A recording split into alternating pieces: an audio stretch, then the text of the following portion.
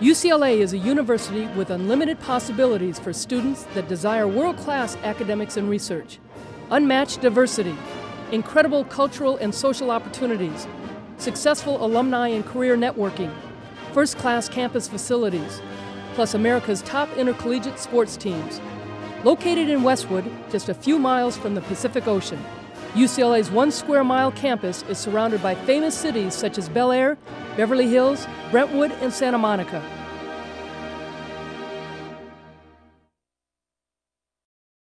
Hi everybody, and welcome to another edition of UCLA Bruin Talk. I'm Dave Marcus, joined as always by Courtney Casso. The motto for UCLA is Champions Made Here, and we are going to visit with a couple of programs who know what that motto means. In just a moment, we'll talk men's tennis. But first, let's take a look at our upcoming events.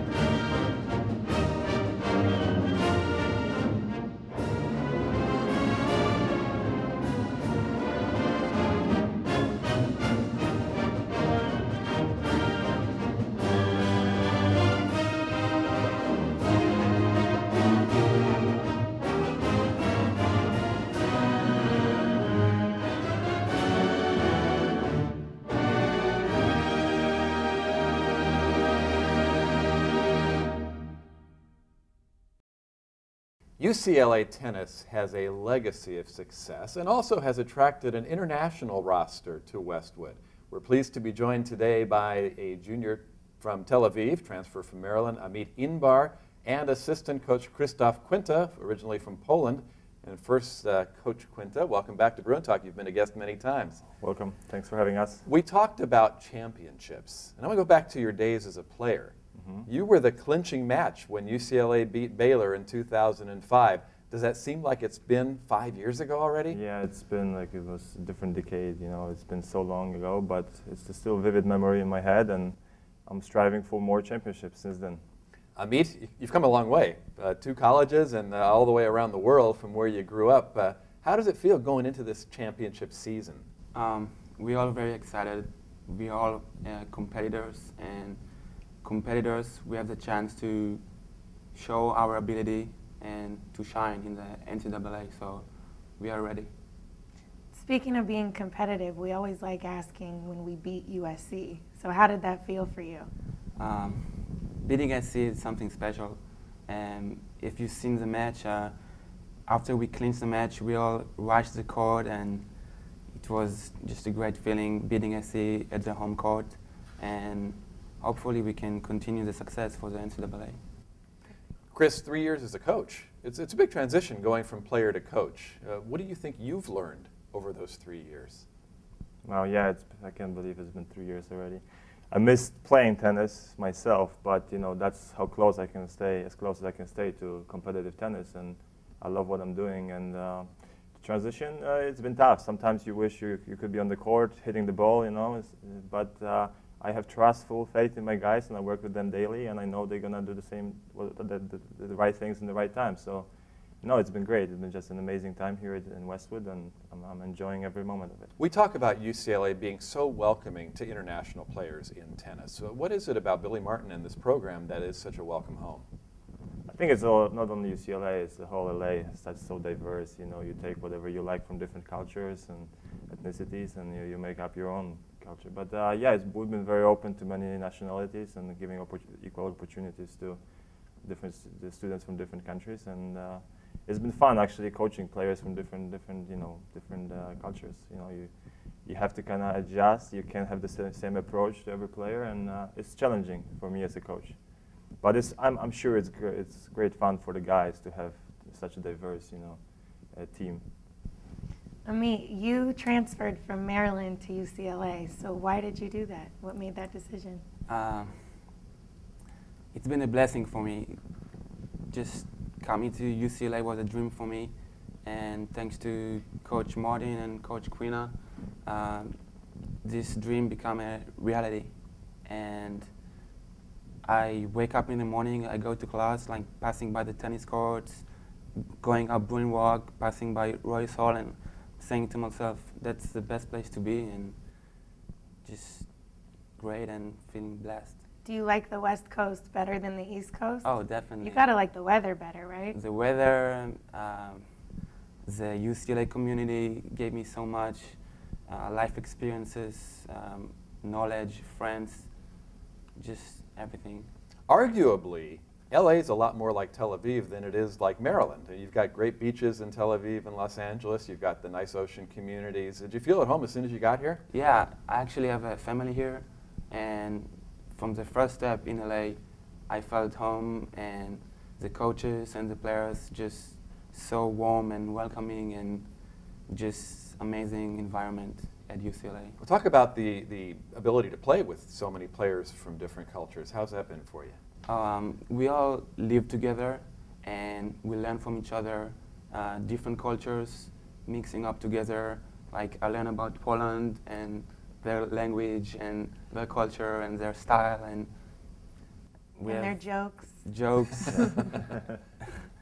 We have a guy from France, from England, from Tunisia, so just diverse, and we learn a lot from each other. Tell us about your game. What is the biggest improvement your game has found since you got to UCLA? My serve and my forehand are my biggest weapons, I would say. Of course, I have so much improvement to go for and to strive for, working hard every day, trying to improve, and hopefully it could benefit in the NCAA. Kris, we talk about the championships. My goodness, men's tennis going for their 17th NCAA championship. Yep. But is that the only way to measure success? How has this team grown during the year? No, I mean, it's not only, it's so hard to win national titles. If that's the only way to measure success, it would be very difficult for many teams to be successful. But we know we have Pac-10 championships, we have individual goals like beating SC, staying undefeated at home, and most importantly, improving. When we set goals at the beginning of the season, and for individual guys, it's small little goals that you add up to each other and that make the whole at the end. It doesn't necessarily mean winning. You can't really control whether you win or lose a match, but you can control how you prepare yourself, how you train, and that's the most important thing. You both have competed on very good teams prior to college, so what's the biggest difference on the level of playing club tennis or for high school as opposed to playing at UCLA? What's the difference in competitive level? Well, I think we never really competed in that format. That's the biggest difference for tennis. It's such an individual sport. You travel alone most of the time, to different places. You lose, you're on your own. You win, you're on your own. And it's just so difficult. Once you come to college, you're put in this different situation where you play not only for yourself, but for many others and for a great institution like UCLA. And it's hard for some players to make the adjustments and understand that it's not about them, it's about the whole team. So it's also a learning process, I'm sure. And it's great fun, you get to be part of a team, like in a basketball or football team. So I'm sure it's a great ride, great fun. Amit, what about you? Is it nice to be part of a team and not just everything's falling on your shoulders? Yeah, well, sometimes it is falling on your shoulders when it comes down to the 3-all and you have a deciding match. But the whole team format, have you seen our cheering up before the matches? All of us in a circle and screaming and cheering for each other, just great, and get you going and get ready for the match, and just feeling part of this team makes you try harder and just everything. No, it's nice to watch before the game. You guys really look like a family out there. So I assume you guys are pretty close off the court as well. Yeah. With your team? We spend so much time together on the road, at practice, and we get to know each other, and we're good friends, yeah. Well, you have a great advantage also. You play in one of the world's greatest tennis facilities, the LA Tennis Center on the campus at UCLA. It's recently gone some renovations. Finally. What have been some of the most significant renovations at the tennis center?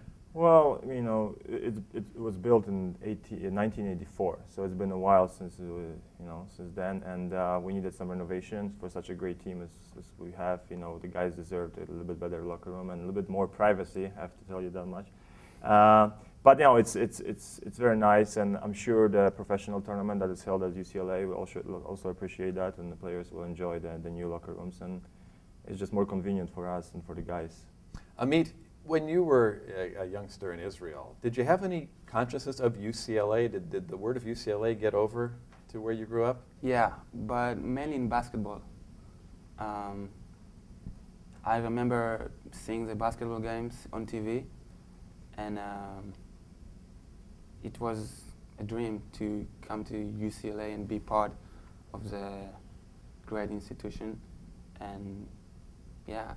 I don't think a lot of Americans appreciate how basketball mad Israel is. I mean, there's great leagues in Israel, women's professional league in Israel. They're really big basketball fans over there. Yeah. I would say basketball and soccer are the biggest sports in Israel. We have the EuroLeague champions a few years back. So the fans are really into sport, and tennis is up there with the main sports, and it's just great to represent Israel abroad and being part of UCLA. Tell us about the reaction back home when people found out you were going to be going to UCLA. They're all being excited for me, and after we won the Pac-10 last year, they did some articles about me and my teammate Harel Strugo from Israel as well. All very supportive and saying we're so proud of you and hoping you can continue the success and representing Israel and the Jews around the world. And yeah. No pressure on your shoulders. Yeah, you just represent all the Jews all over the world. That's pretty great. So what has been your biggest athletic achievement here so far? I would say winning the Pac-10 last year as a team, and winning the regional tournament this year earlier in the fall was my biggest achievement at UCLA. And that's the ITA regionals, right? Yeah, that's like individual, but as a team, definitely winning the Pac-10 last year was. Didn't you beat me in the set for the first time? Right before that. Kris, you admit that. That's nice. A lot of tennis players, I mean, it's a sport that's individual. You're out there by yourself. And, you know, you think about people who do individual things, goaltenders in hockey or pitchers in baseball, get into a zone before they go out. Anything that you key on, any superstitions you have before you go out there to play? Yeah. I always do my warm-up, like five minutes running around the courts. And then I always have to have my grip on the racket, like perfect, like new grip with a thing on it, and my racket has to be the same order, so I know that's the racket I should play with, and I have my water and my Gatorade like ready for me and my towel, so like I always have to have those when I'm playing, and when I play I try not to step on the line. So it's really hard, but like between points, when I walk back to the towel, trying not to step on the line. So if I step on it, it's like bad karma.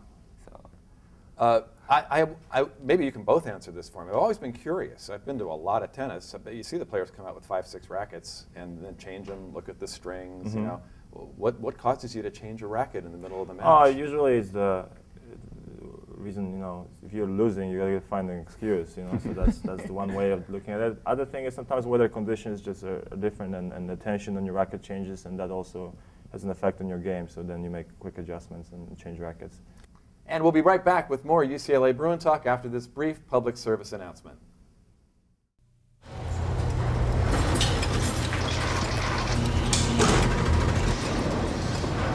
A trophy can be made just about anywhere. But there's one place where champions are made.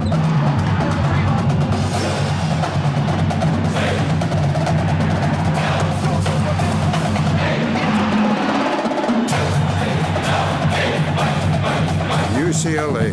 Champions meet here. Welcome back to UCLA Bruin Talk. Before we get to our next guest, first let's take a look at our Athlete of the Week.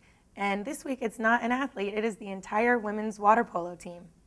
This week we honor the women's water polo team. The team upset USC 8-7 to bring home their conference-leading 8th MPSF championship. The Bruins also defeated the #1 seed Stanford Cardinal in the second round. Against the Trojans, juniors Kelly Easterday, Priscilla Orozco, and Grace Reynolds led the team in scoring, each netting their 35th goals for the season. UCLA dominated the majority of the power plays and used rebounding for a scoring advantage.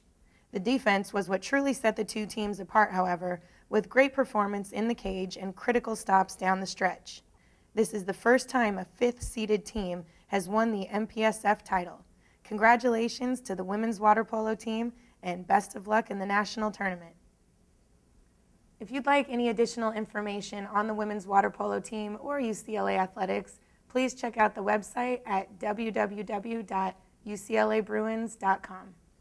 We told you when we started our show that UCLA's motto is Champions Made Here.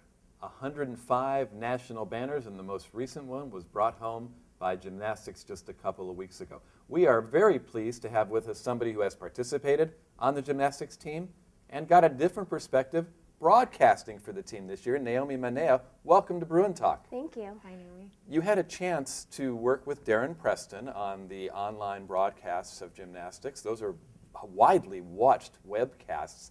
What did it feel like being behind the mic after being out on the floor for so many years?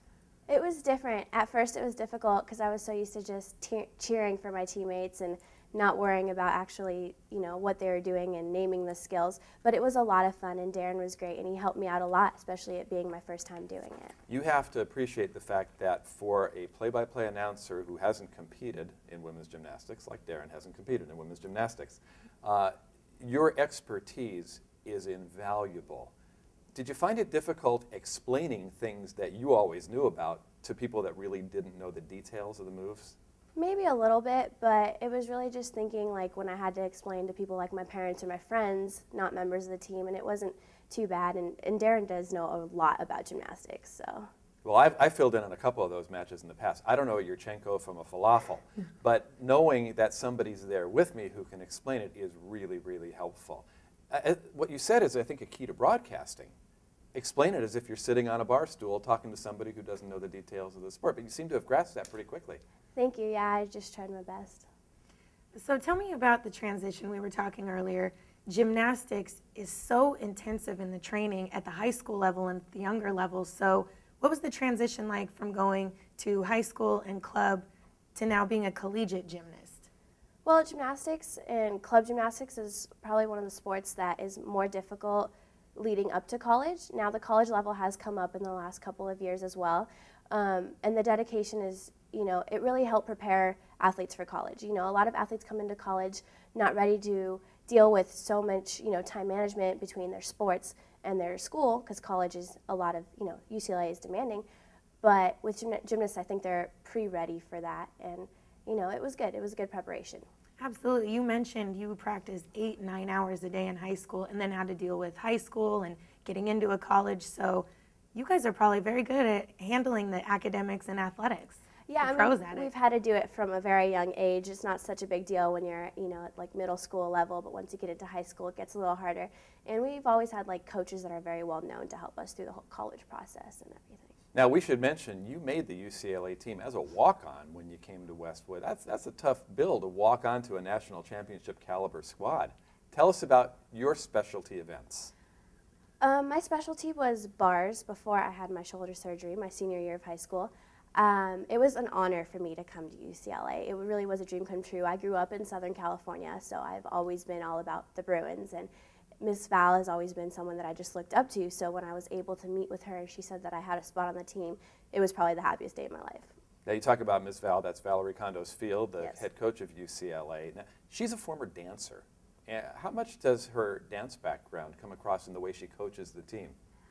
You can tell that she has her own unique style of coaching, and that dance is in the back of everything. Even if she's coaching a skill, she'll focus on, the important things like pointing your toes and making it look pretty. apart from that, she really makes our team stand out. If you watch competitions, our floor routines and our beam routines stand out from any other team on the floor because of her amazing choreography. And that just helps everything from scoring to our fans and everything else. One of the things that broadcasters learn, besides no cheering in the press box, is that when you're on the air, even if you're on the air on UCLABruins.com, you've got to call it honestly. Was it difficult for you not to root, not to cheer on the air? It was very difficult. UCLA Gymnastics has a very strong team bond. It's like a family out there. So the previous year, last year, when I was on the floor with the team during competitions, they would, I along with, come on, let's go, you can do it. And it's just hard not to be in that position and to be more on the onlooker, coaching kind of side of things and keep my mouth shut, really. I know. So you were sidelined with a shoulder injury that led to surgery. Most people, season-ending injuries, career-ending, are really traumatic, but look at you. You now have found your career and something that you maybe will probably do the rest of your life. So talk to me a little bit about where you see your future in broadcasting and how this gymnastics experience has helped with that. Well, Miss Val, like I've said, is an amazing person, and she's helped with a lot of things. She gave me this opportunity when someone needed to fill in, and that was really exciting for me. And the fact that I got called to continue doing it for the rest of the season was even more exciting. I got to work with Michael Sonheimer at regional competition, and it was just something that is an experience that I've really never had and I've always dreamt of having. I would love to do broadcasting for the rest of my life, like you said, as a career, whether TV, radio, both. So it's just really exciting that I got to start off now, and hopefully that'll help me, get jobs in the future. And you're in the right spot. You're in LA, the big market, so I think you'll do really well. And that regional was webcast not only on UCLABruins.com, but it was linked through the NCAA site. Thousands and thousands of viewers were watching that. Does it make you nervous in retrospect? It does, Before that, I wasn't really thinking about the people on the other side of when I first started doing it. I wasn't thinking of who was watching until people started, friends, mothers started saying, oh, good job, you did a good job, I heard you. And I was like, what? Listening. And before regionals, Michael Sonheimer came up to me and said, Naomi, thousands of people are going to be watching. And I was like, what? I didn't need to know that. But it was okay once I got into the swing of things. Actually, that first bit of feedback is always good because then you were actually on the air. Until you find out that somebody heard it, you're never really sure. Yeah. Before the Nationals, can you tell us what the Bruin bubble is? Is there something that the team does? Yeah, it's a candle ceremony that the team does, and pretty much the person that brings the candle is the person that deserves it, chosen by coach's team, etc., from the previous competition. The last candle was given, and Miss Val, Coach Val, is keeping the candle because of all her hard work throughout the season. And the team just gets together to really focus before the competition. Everybody closes their eyes, and they all dedicate something that they're going to do, and they're going to focus on that competition. And that's the way things get done. You've seen this year, things got done because we were focused, there was closeness, and it just happened the way it should. As a competitor, you've got a brief moment to do your thing. One bobble, one slip can throw it all away. Is there a point of over-preparation? How do you make sure you're not too on edge before you go out there? I think the most important thing is just staying calm and remembering that if you've done it in practice, you can do it in competition. With gymnastics, I think once you get to the college level, a lot of girls feel that it's easier to do your own performances than to watch your teammates perform. Because when it's under your own control, it's a little bit less nerve-wracking than when you don't know what your teammate's going to do. So it's a matter of getting used to it. By this time, a lot of girls know how to handle the pressure, and a lot of them know how to channel that pressure and turn it into adrenaline. So, athletes are known for having weird little superstitions or routines before matches and events and games. So anything that you can tell us about that either was a tradition or routine for you or your teammates? One of my teammates, Anna Lee, as you all know, the senior this year, she's actually my roommate. She wears like a power balance bracelet that she competes with, and she always has blue Gatorade before the competition. It must be blue. If she didn't have it, I would go run and get it for her. And for me, I used to listen to a particular song when I was driving to the competition arena when I was younger and competing, so that always got me pumped up. Anna Lee had an incredible career. I mean, what a story. The daughter of Chinese gymnasts who competed in Poly Pavilion in the Olympics, then she comes here and stars for UCLA. It must have been great sharing this ride with her. Absolutely, this year has been spectacular for her. It was really the perfect way for her to finish her college career, and I was just so happy that I could help her through it all and be there with her. It was great. Now, obviously, you enjoyed the broadcast work you did, and you said that Ms. Val kind of gave you the opportunity. Did you think about broadcasting before that? I've always had it in the back of my mind. You know, every time I used to turn on the news, I used to be like, oh, maybe that could be me one day. But I never was going to actually pursue it actively. I just said that if an opportunity came my way, I would take it. But I didn't really think that it was going to happen, so it was just a dream that, you know, happened. And when you put the headset on and started doing it, did you find you really loved it? I loved it from the start. As soon as I got comfortable after a few sentences, it was great. Yeah. Well, do you have interest in doing other sports?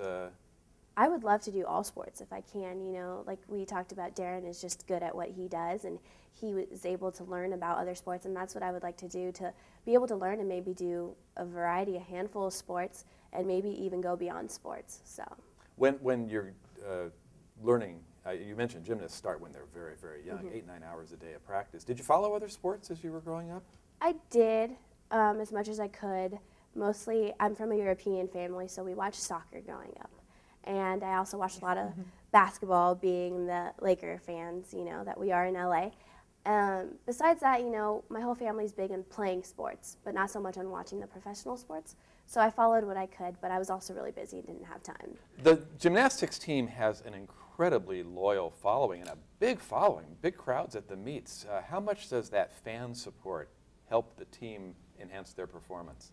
It really helps a lot. This year, I also had the privilege of working with the marketing department for gymnastics, and we worked so hard to make sure that we had as many people out there as possible, and it wasn't hard because everybody loves watching gymnastics, but the team really, you could tell that they fed off of that energy. The crowd's energy led to their energy, and it just led to better performances. They were more relaxed, they knew their crowd was supporting them, and they did what they had to do.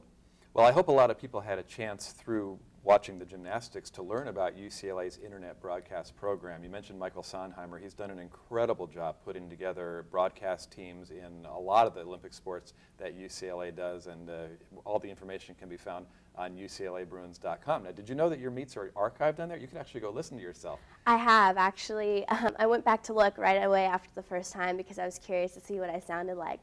So yeah, I've been going back. What did you think? Exactly. The first time I thought that I, you know, personally being critical, I felt that I needed more improvement, but I just felt like confidence was a big issue, and I felt that it's totally something that I can do. Well, that's the attitude you've got to have, and Naomi, you've got it. Thank you so much for not only participating in the internet broadcast, but coming in and talking to us today. Thank you.